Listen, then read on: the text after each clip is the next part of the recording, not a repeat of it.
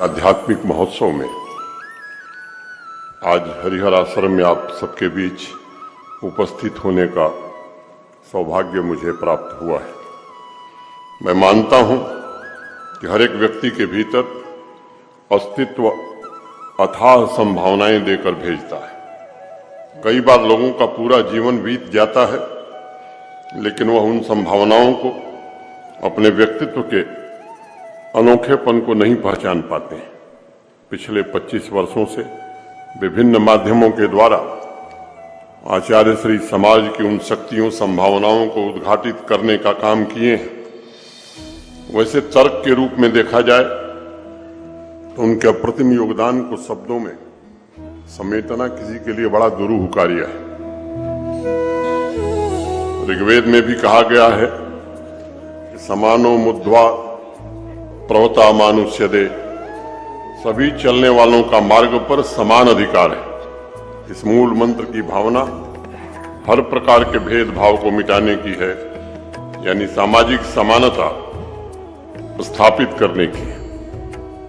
आचार्य श्री ने जूना अखाड़ा में समता एवं सामाजिक न्याय को मूर्त रूप देने का काम किया और समाज में भी निरंतर वो इस विषय पर काम करते रहे हैं, ताकि हमारा राष्ट्र एक प्राण एक मन होकर अपनी संगठित सामाजिक, सांस्कृतिक, आर्थिक और आध्यात्मिक ताकत से पुनः विश्व गुरु के पद पर आसीन हो सके।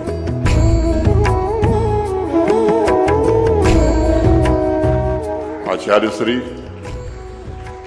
अमरनाथ जी श्राइन बोर्ड के मानद सदस्य के रूप में भी अपना योगदान देते हैं।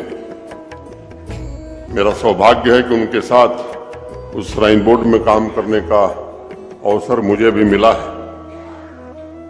निरंतर संपर्क में रहने का जो अनुभव है उसका वर्णन करना मेरे लिए बड़ा मुश्किल है, लेकिन आज मैं कह सकता हूं कि श्री अमरनाथ श्राइन बोर्ड देश भर के श्रद्धालुओं को सुविधा जुटाने का जो प्रयत्न कर रहा है, उसमें आचार्य श्री का मार्गदर्शन सबसे बड़ा सहायक और सबसे बड़ी ताकत रहा है। यह सच है कि इतिहास में भारत के आध्यात्मिक गौरव, विचार चिंतन ने सदैव नए शिखर प्राप्त किए हैं। एक समय था जब भारतवर्ष ने अपनी आध्यात्मिक ऊर्जा से पूरे दुनिया का मार्गदर्शन किया था। भारतवर्ष पूरे विश्व में एकमात्र ऐसा राष्ट्र है जिसने भौतिक और आध्यात्मिक दोनों समृद्धि को प्राप्त किया था। आदिकाल से जब विश्व के अनेक देशों में सभ्यता भी विकसित नहीं हुई थी, तब सत्य का साक्षात करने वाला दुनिया का अकेला देश भारत ही था।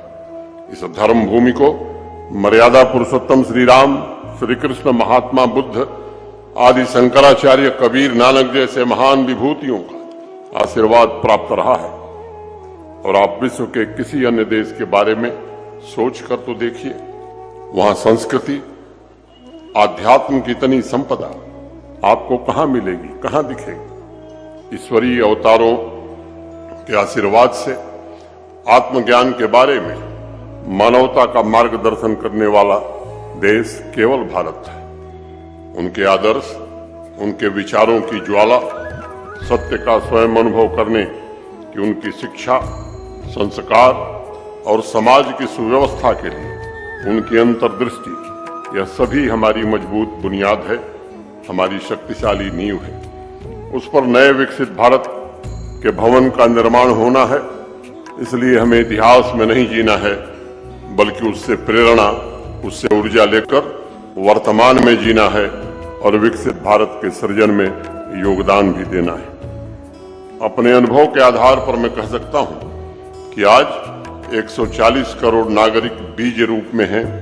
उनकी चेतना के खिलने की अपार संभावना है, लेकिन बीज को अंकुरित होने के लिए, चैतन्य को खिलने के लिए सही मिट्टी, सही पानी, सही वातावरण की व्यवस्था करनी होगी, जिसका प्रयास आचार्य श्री निरंतर कर रहे हैं। आचार्य श्री आपके पिछले 25 वर्ष समाज में नई संभावनाओं को जागृत करने के लिए समर्पित थे।